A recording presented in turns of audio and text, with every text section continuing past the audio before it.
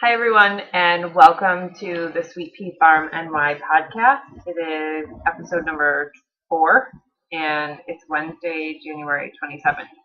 I have Michaela home because they had a snow day at school, and it was like a whiteout this morning, but now the sun's out, so the sheep are outside, which is good. And I just kind of have been thinking a lot about the podcast and how awkward I have been in podcasts 1, 2, and 3. And part of that is because A, I'm a hermit, and B, I don't, it's true. I call my house my hermity hole, my farm, and I would rather stay on the farm than go anywhere, like 99% of the time, unless it's a fiber fest or fair or stock show. So I'm pretty much a hermit as it is, and I don't normally enjoy talking to people. I'm fine with it. In fact, I went to that knitting group last week, and I had fun. What? Well, I'm just saying. I mean, you talk to people. Oh, well, okay, yeah, I can talk. Like, obviously, I'm a talker, and that's part of why I'm doing this, because I always have lots to say. And this way, I can stay in my hermit hole and talk to you guys from the comfort of my house. And I don't have to go out. It's awesome. So that's part of why we're doing this, is because I do love to stay home and stay in the house, and now my washing machine's gonna freak out. And I love the fact that there's so many awesome people in this community of podcasters that reach out to people and share their craft and their story and their inspiration and everything like that. So that's a big part of why I did this. Another big part was the fact that I thought the fact that we raise sheep and Angora rabbits and raise our own fiber provides a different outlet to this whole podcaster world to kind of show you guys or give you guys a point of view from a farm to fiber kind of situation. Because the whole reason we do any fiber art is because we started raising sheep. We moved to a property on the Lamb Road in our town, and my husband thought it was a great idea to get sheep when we had a tiny baby. Not Michaela, but Chloe, your little sister, who's in the other room playing quietly, hopefully. And he was like, we live on Lamb Road. Wouldn't it be funny to get some sheep and have them mow some of our pasture? And I was like, no, it wouldn't. But we did, and now we have a lot of sheep, and that keeps growing every year with lambs that haven't arrived yet. But so yeah, the boy sheep go to freezer camp for meat, which is a whole other topic in and of itself. I'm a vegetarian, but at least they're raised well, and the kids know where their meat's coming from. And then there's their wool, and I just didn't have the heart to throw it out. Like, it's beautiful, and some of it's not perfect for spinning, but it's awesome for felting and vice versa. So I just didn't have the heart to throw it out. So I started learning how to do things other like felting. My dad has always been into fiber arts as long as I can remember. He's been a spinner. He has like 30-something wheels. Probably more. I hope my mom doesn't love this because Nanny doesn't love the growing wheel population. But my dad has quite a few spinning wheels. And in fact, 2 of my 3 wheels came from my dad because he's very generous. And it's not because he has too many, because I've had the Atkins for a couple of years, and it almost landed in my pond a couple times because I got really frustrated with my lack of spinning ability. And so, we wanted to share with you guys what it's like raising animals that provide the fiber for a lot of the fiber arts. And because I've gotten into spinning so much now, and I have 3 wheels, and we have so much yarn, I started to learn to knit, which I'm still totally learning to do because, like, I'm basically at like knit and purl at the end. Like, you try to even like in yarn overs, like that's a very like scary idea to me. Like, I can do it, thank you to a lady from church, but I'm not real comfortable with it, and then I feel like I make a mess of stuff. So I'm at a very basic situation, but I really just wanted to be able to use my hand spun and my dad's hand spun to do something with it, because it's great to be able to spin yarn, but then like, what are you going to do with skein yarn? You know what I mean? So that's kind of where everything came from. It wasn't just like, hey, I'm bored, let's find a hobby. Not that that's a bad thing, because it's great to have hobbies no matter why you have them. But the whole inspiration was that we landed on this farm that wasn't even supposed to be a farm, turned into a farm, got the sheep, got the rabbits, and they grow this beautiful fiber. So we're just trying to make the most of it and show you guys kind of behind the scenes of where it all comes from sometimes.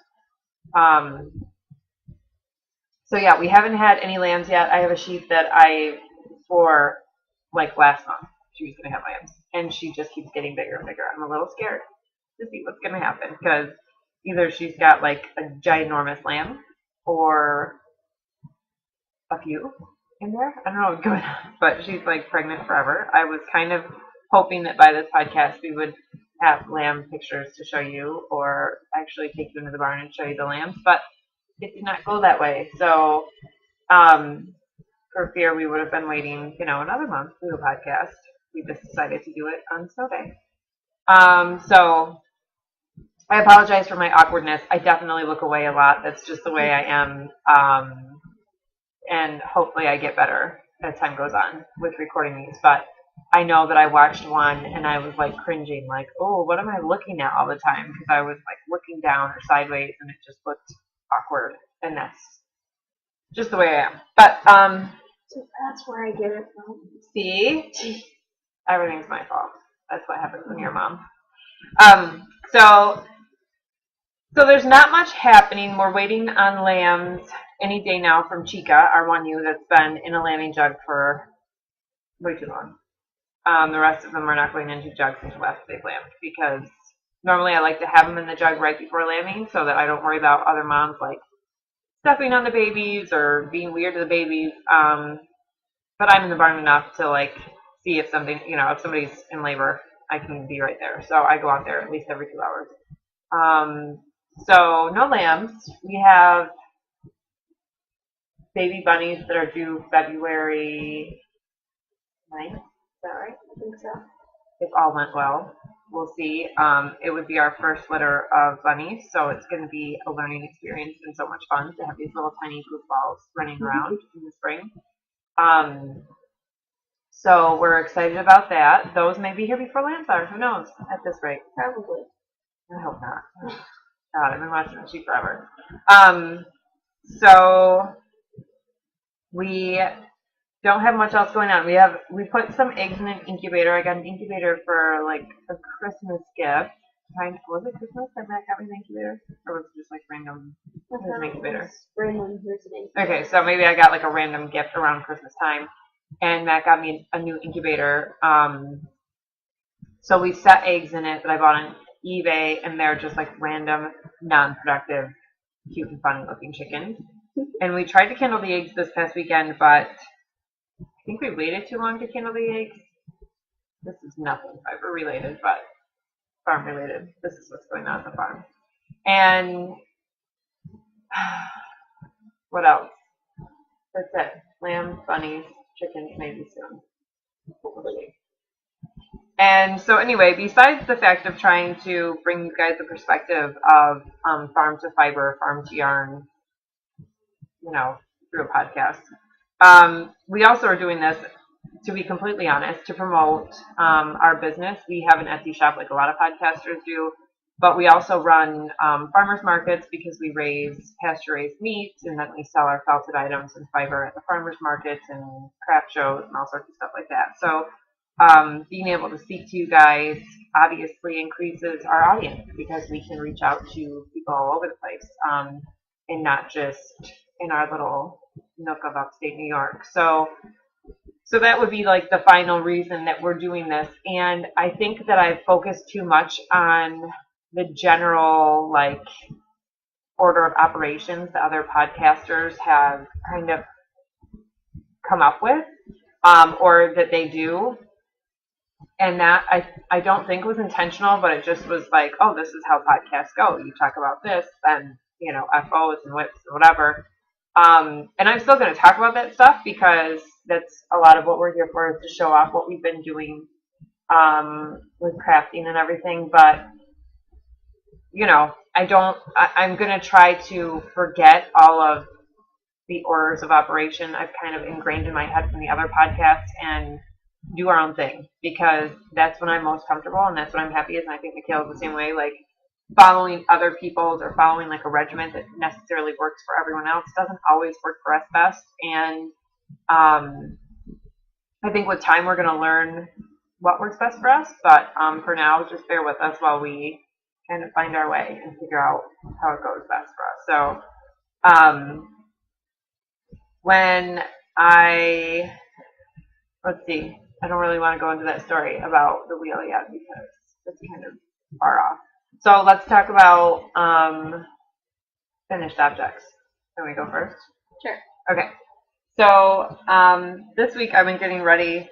We have two markets a week now. We do Syracuse on Saturdays and Shimon on Sundays. So that's a lot of stuff to get ready for in the 5 days in between for those markets. So I've unfortunately been doing a lot of dryer ball making, which isn't very exciting for you. But I thought I would show you guys one of our dryer balls specifically because I know that that's in the giveaway, and I've mentioned it like on episode 1 through 3, and I haven't shown anything. So this is a dryer ball made by me, and each set comes in a box of 4.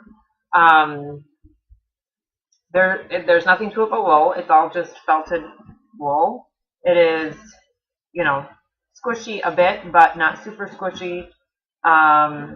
There's no dye. It's just natural colored wool, shorn, washed in Dawn, and then felted with a goat's milk soap to keep it hypoallergenic.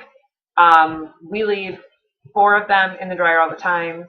The purpose of them is to bounce around, take out static and wrinkles by bouncing around in there because there's more than one.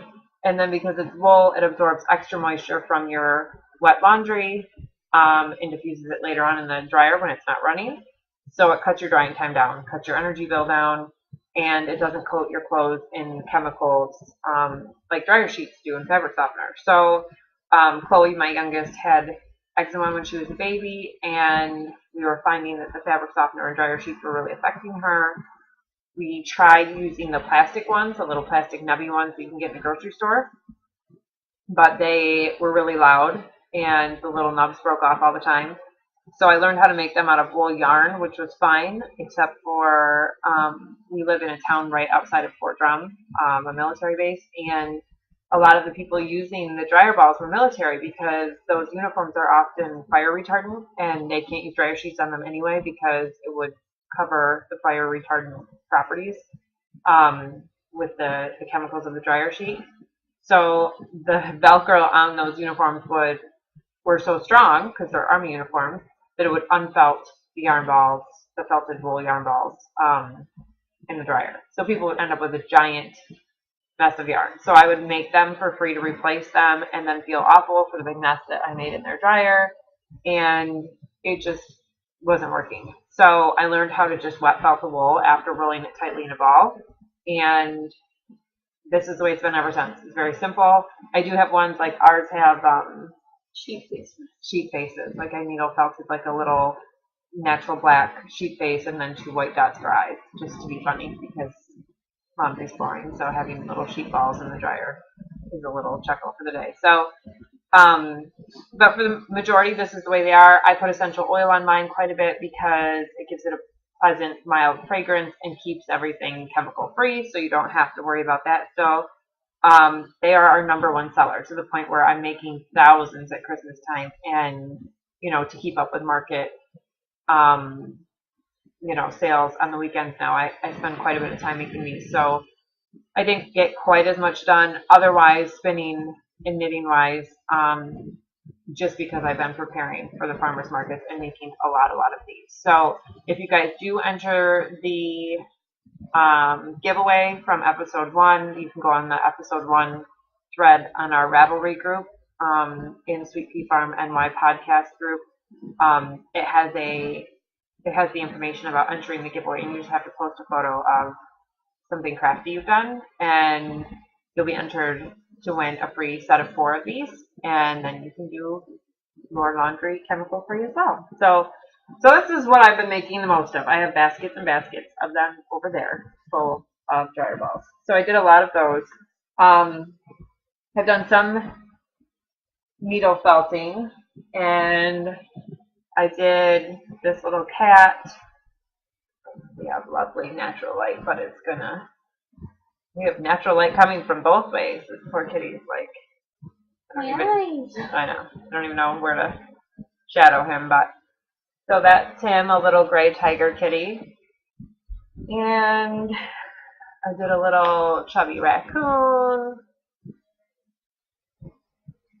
And those are both with the gray Romney. I think a lot of these have the gray Romney because I just have so much of it, and it's such an awesome natural gray color. A little ninja bunny. I'm not really sure why that was inspired. And then yesterday I did a little chubby sheep, which this is a design. I do similar design. I can't tell which window the natural light is causing the most trouble from, but I do. Oops, they don't break. I do a lot of these kind of style sheep quite a bit. And then I was watching Dad and I and Michaela go to quite a few fiber festivals. We're fortunate to live in upstate New York, so we have Rhinebeck, which is in October, that we went to this past year, and then this year we're getting ready to go to the Maryland Sheep and Wool Festival, which is the first weekend in May. And that sounds far away, but to us it's the first big fiber event of the year, so we're kind of counting down. It's like 3.5 months. In fact, I told my dad the other day that it was 4 months, and he called me and he's like, it's not even 4 months, it's like 3.5 months. So I was watching videos about that on YouTube because, just to kind of get excited and see what it's all about. And there were Scottish black-faced sheep on there, which kind of just like inspired me to felt one. So this guy took quite a bit of time, and it has natural Romney locks on there, so it really looks like a sheep out in the pasture. Like I used some that was like lightly washed, but not totally washed, and I posted 6 pictures of this. We're on Instagram at Sweet Pea Farm NY also, and so there's some better photos on there of this guy if you want to check it out, in our Facebook page at Sweet Pea Farm NY as well on Facebook. And so I did an armature for him, and baby doll corbel, and then the Romney locks for his long mole, and I just left the fringe hanging like this, so he looks like he's like actually grown it. I kind of love it. So it might end up in the Etsy shop. It might just stay on my shelf. I don't know. But I did that. For spinning, I finished those Rologs that I bought from the Lady Llama Fiber Company in the Lansing Rock Day. I really enjoyed spinning those Rologs, and I applied it up. I've spun this on the Merlin Tree Roadbug wheel, which is kind of my like miscellaneous wheel. I kind of have other big jobs that I've been doing on the Atkins and the Ashford. So the Merlin Tree kind of does smaller like fun jobs, which is nice. And so that's what I spun the Rolex on. And this is 2 ounces of llama in Corriedale cross, and I never spun llama before. I didn't think it was going to be super soft. I'm happy with the way the color came out. I'm not. Yeah, it's a cotton candy colorway, so it's like raspberry and light blue, teal, and whites and light green. I feel like the light's way better back here because we're kind of in the darkness. But so I like it. It's soft to the touch. What do you think?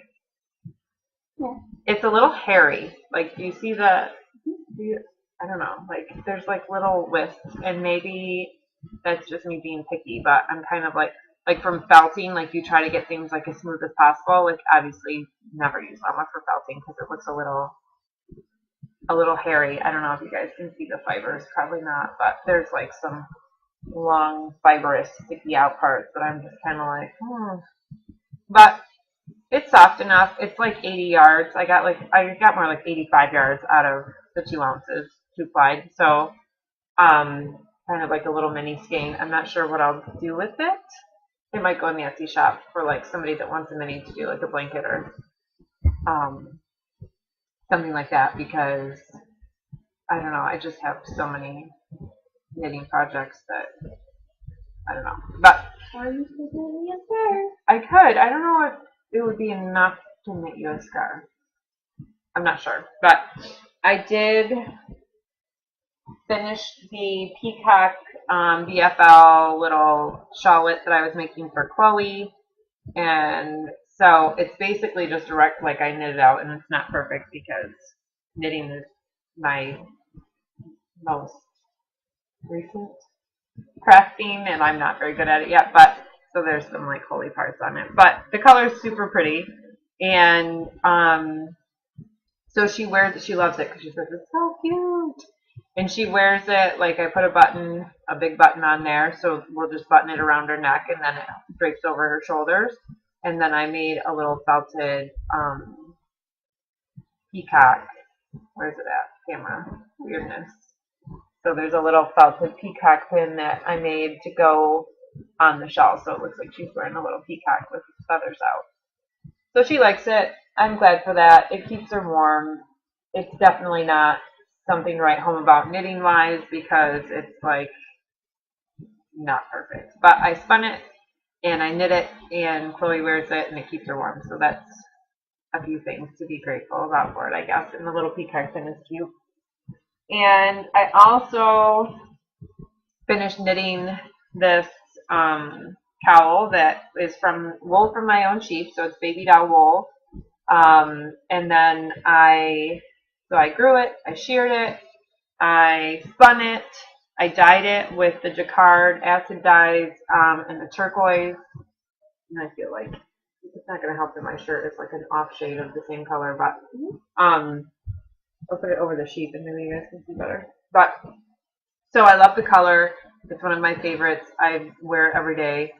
I cast on 120 stitches on like 17-inch or 17-inch by 17 US 17 needles. I just use like Wooden Knitter's Pride Basics, and I knit this with the help of my cat Phoebe at my mother's house. If you guys saw the Instagram picture, and I knit it in 2 days. So part of how you can tell I knit it in 2 days is because if you look at it up close, I cast on and knit this on day 1, and then I got turned around on day 2 and knit it like this. So it's kind of the same on both sides, even though it wasn't meant to be. And there's like a little hiccup there that's probably like a tie of wool. But so again, not perfect knitting. And this is not even perfect spinning. I spun this along, like this is one of the first bigger skeins I spun up. And there's a lot of thick and thin, but it's something that I am super proud of because I grew it myself, my own sheep, grew this wool for me, and I spun it myself, and I dyed it myself, and I knit it myself. So, and it works. It's warm. It fits under my coat. You know, I wear it under my coat or whatever, and it's just special to me because it's from my own sheep. And it's the first project I did from start to finish. So, I did that, and I started, let's see, and as far as, like, this is not really an FO, but it's like a lightsaber. No, but, this is, speaking of homegrown stuff, this is the Romney blended with Angora from Michaela's Rabbit. Which one? Bruce. Bruce. So this is from the French Angora, and he is, like, his head is black, but his fiber is, like, white to gray to black. So it's blended really well with the gray Romney. And I have it on this shuttle because my dad gave Chloe and I a shot tapestry loom, and we warped it up kind of haphazardly, and we are going to attempt to loom over the loom. We're going to attempt to weave on that loom. If my dad comes and says, yes, that warp is done properly, which I don't know if he will say that or not, but so that's that, and I have quite a bit of this because I've been spinning it on the Ashford. I also applied up even more just Romney, not blended Romney, but just Romney on the Ashford. And I'm like applying on the Ashford is like so fast. Like you can just like pedal to the metal and apply up a storm. So that's all I have for finished objects. Works in progress. I cast on a scarf the day after I finished my cowl for my dad from some of his hand spun, and it's in my car because we had an appointment this morning, so I took it there. And I do most of my knitting in the car waiting for stuff or in waiting rooms because when I'm home I'm usually felting or spinning. So knitting is just kind of something I can take on the road and do, or do if I'm at my mom's house just like chatting. I can knit then, so it works. But so I'll have to show that to you next time, and hopefully I'll have it done for my dad. I don't know. But and then I'm going to cast on some socks. I'm going to try socks with magic loop, and as basic of a pattern as I can find, because my mom is like a sock fanatic, and it would be something that would be like, Nanny would just be like over the moon with like socks from yarn that like I grew and spun or whatever. So that's the hope next, is to learn to do socks from Nanny. And so that's it. That's all I have for FOs and works in progress. What do you got over there? Okay. So for finished objects, I made a backpack, and then Chloe ended up wanting one too. So I made her this one. And it says Little Romeo's Messenger Service. And it says, I forgot what it said underneath. Love letters, sweet sentiments, breakup notes, and you name it. And you name it. Yeah. All other miscellaneous. Yes. Cool. And that's from a t-shirt, right? You used a t-shirt for that, which is great because it's recycled. And then, actually, I just finished this while I was sitting over here. This is a rug hooked, I guess, coaster. Coaster is what it will be eventually. But yes, it has a little fishy on it, and it's full of bubbles. That's cool. It comes out good on the camera too, so that's awesome. Yeah, the bubbles were kind of a pain to do, but it was a bigger pain to get the blue around the bubbles than to actually make them. And so for my next rug cooking endeavor, I'm going to do this snail pattern that I found. It's not even actually a... Oh, well, that's not very good. But that's not even really for rug hooking, but I just found it and thought it was cute. So I decided I would rug hook it. So talk a little bit about, like, so we got into rug hooking she got into rug hooking after Rhinebeck. And it's fun, but like to buy the kits, like on the linen and with the strips of wool, it's pretty expensive because that stuff's all expensive. So instead of going kind of the conventional way, which I did a rug hooking kit from a company with like wool yarn, and they sent like all the yarn and the pattern was printed on the cloth and whatever. And then they sent like a little wooden frame that you stapled it to. And that's fun, but for like kids or anyone who wants to do it without a huge investment. This is just yarn. Yep. She just uses yarn, and then the base is burlap. Like you can get burlap. I think it was like $2.50 a yard or something at Walmart. I don't even think it was $2.50. It was pretty cheap. So you can get a yard, and then she uses either those circular like embroidery hoops to hold the piece in place, and then Sharpies on the design, or that other frame that she showed you with the snail on it is another thing from my dad, who's, like I said, very generous and seems to have lots of fiber art type things in his arsenal. This is like flip it around. It's PVC pipe, and then the parts that hold it on are just PVC pipe that have been cut and like fit over top of it. So really inexpensive, lightweight. He also gave her like this expensive, fancy like frame to hold your pieces up in front of you. He also finds these a lot in his basement, and they're antique hooks. So, and if you were really in a pinch and you didn't really want to go out and buy a hook. You could use a crochet hook. A tiny. Yeah, it would have to be I don't know what we did. Oh, there we go. So you could use a tiny crochet hook if you really wanted to. But I prefer to just use the actual thing because they have a handle, and I find when I use tiny crochet hooks, they like slip out of my hand, and it's just a pain. But this one's kind of old, and it's kind of cool if you look up close. Does not look like, if you know what an actual hook is supposed to look like, does not actually look like. It looks like a shank. It kind of does. Like someone made that one in prison, you know what I mean? Just kidding. I don't think that happened. but it does look dangerous. It does. It also looks like this has been like gnawed at wood, like it's like hand carved. It's cool, but it's just like it must be pretty old. Yeah, it's a little bit harder to hook with just because it is older, but you know, I didn't really feel like looking for my other one, so I just grabbed it. It looks like this is a antique like spool. Like a wooden spool on top, and they just kind of like made it a rug hook and shank. I don't know. It's just saying that's what it looks like. Well, you know, this isn't exactly fiber related, you know. So yeah, so it's good. So we're fortunate that my dad has so much stuff that he shares with us and finds, and it's cool because it's cool to have 3 generations that are into similar things, and we can all go to Fiberfest together and really be excited about it and sing songs in the car ride there.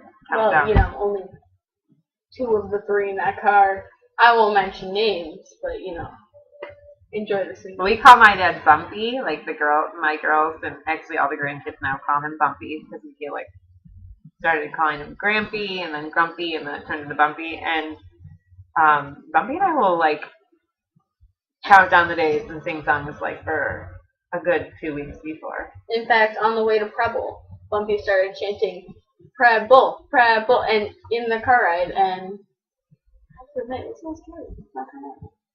We get excited. Preble is a little tiny Fiberfest up here, and it's the weekend before Rhinebeck, so it's kind of like you're so excited about Rhinebeck, and this one's only like an hour away, so we go to it, and it's fun. Like it's a close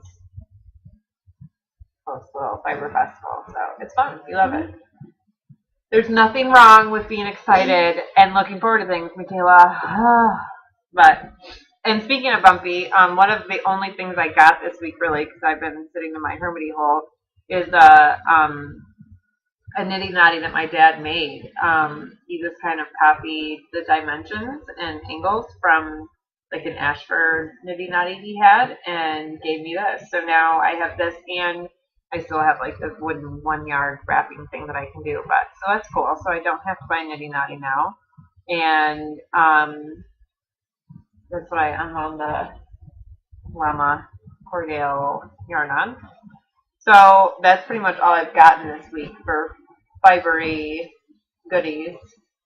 I know that my dad called today and ran down a list of things that were coming in this week. So we're excited to try those things out or check them out.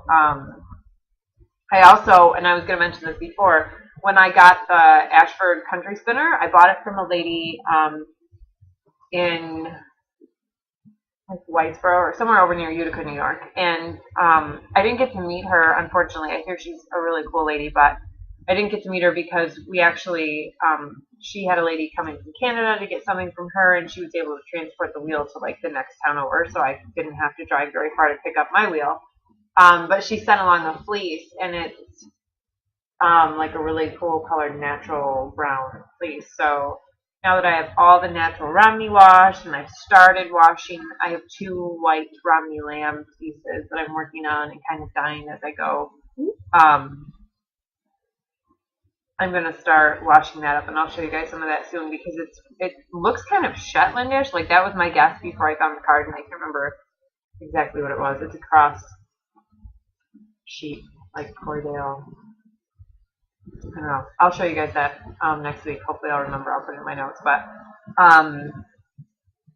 so yeah, I haven't really gotten much else. I'm still working on This is all some homespun from my dad that is going into the scarf that I'm making for him.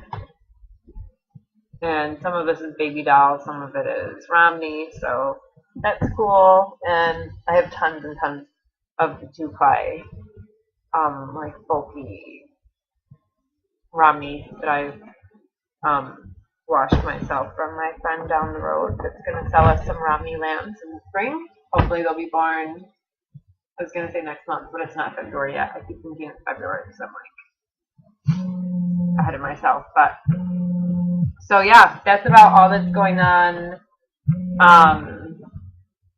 here. We have no idea when lambs will be here, but hopefully soon. Hopefully next week we'll have lamb pictures, or we'll show you baby lambs if we can get warm enough to be in the barn. And don't forget the giveaway that's on the episode 1 Ravelry group. And again, that Ravelry group is Sweet Pea Farm NY Podcast. So if you just go in groups and search Sweet Pea Farm NY Podcast, we're in there. You can find me on Ravelry as Sweet Pea Farm NY, and my Ravatar is one of our little white baby doll lambs in the grass. Where are you on Ravelry? Mac Rocking, I think, with a capital R.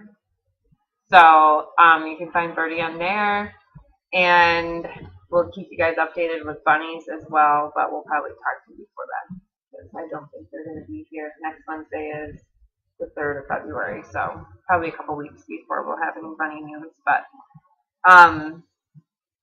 yeah, so you can find us on there. We're on Instagram, Sweet Pea Farm NY, and Facebook, pretty much any Twitter, any of that stuff.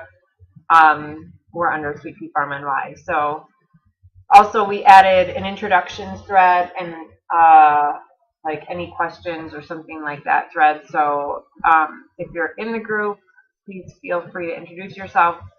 A huge part of why both of us do this is to involve ourselves with the community that's out there, because we are like way upstate New York and almost Canada, and we, love meeting new people that have the same passions we do, crafts and fiber arts and farming and, raising sheep and rabbits. So introduce yourselves. We'd love to hear from you.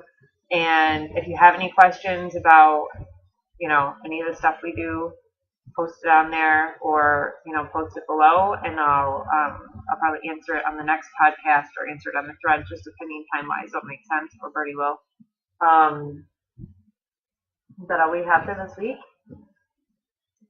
I think so too. So we're going to let you guys go. Thank you so much for watching us. And if you're new, please bear with me. I'm new to this. Birdie's new to this. We're kind of learning as we go and trying to find our own way and do it the best way that works for us. So we will talk to you guys next week. I hope you have a wonderful, warm, and safe week. And thanks for watching.